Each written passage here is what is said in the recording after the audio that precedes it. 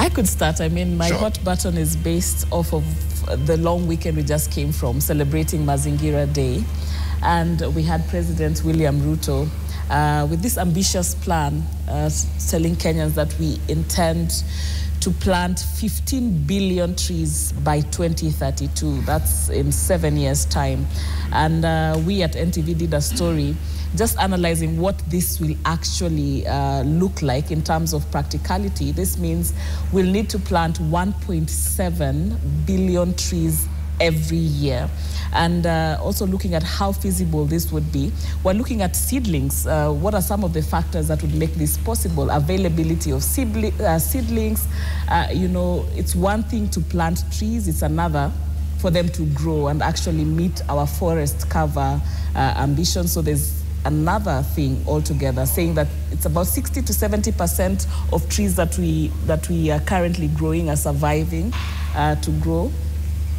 So the question is this just another statement we are throwing out there? There's a real quest to plant trees, right? Like I think that there's some goals that we've already surpassed. We had a constitutional goal of having 10% tree cover. I think in 2021 we had gone to just over 12% of tree cover. So first, my question would be, what actually do we need in terms of our climate change combating goals? How much tree cover do we need? Is this overambitious? Are we going to turn Kenya into an Amazon forest or something?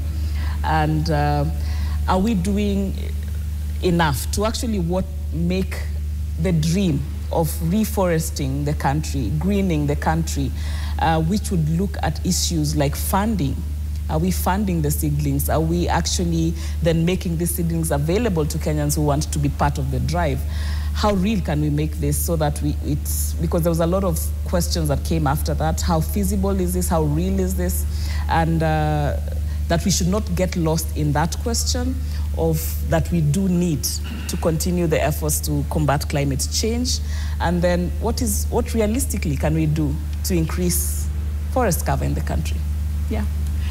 I think it raises, again, every statement the government makes, I'm always very keen to just see how unrealistic it is. And this also happens to be another unrealistic idea.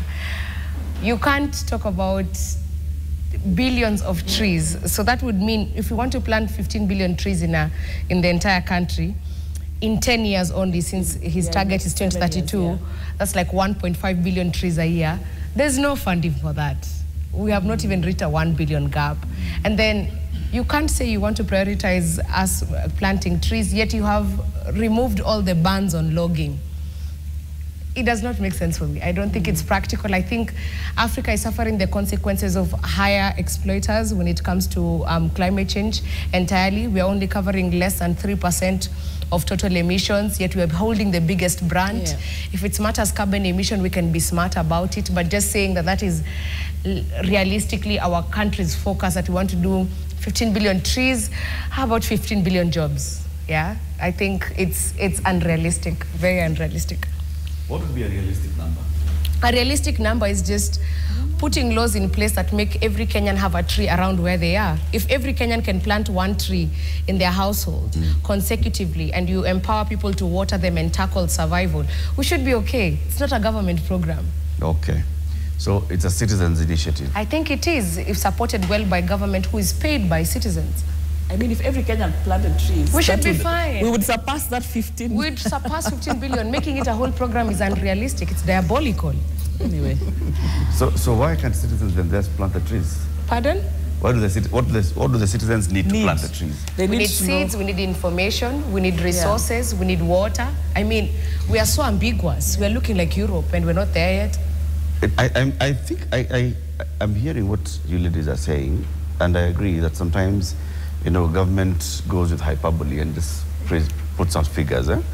But if you look at like Wangari Maathai when she started the Green Belt movement and all, and saying, let's just go to the communities and have communities planting trees. Yeah. There were communities that, you know, just took it up and said, you know, we start our own tree nurseries, we shall plant trees, and we shall start greening our environments. You don't need a law to do this. but you need just that sensitization. It's like when Moi was saying, "Monyoko wa udongo kuzuia monyoko wa udongo, let's all do this." He came up with a program where he was leading on the front. And actually remember that. I remember this initiative. And because of that, people were doing it well. We still had a lot of soil erosion and all. Yeah. But I see this as a similar thing. It's place that thing out there. Let people talk about it. Let people start doing it. Push ownership. Let people own it. It should be normal for us to plant trees. All right, guys, Yet it has not trees is not our subject for today. I have to feature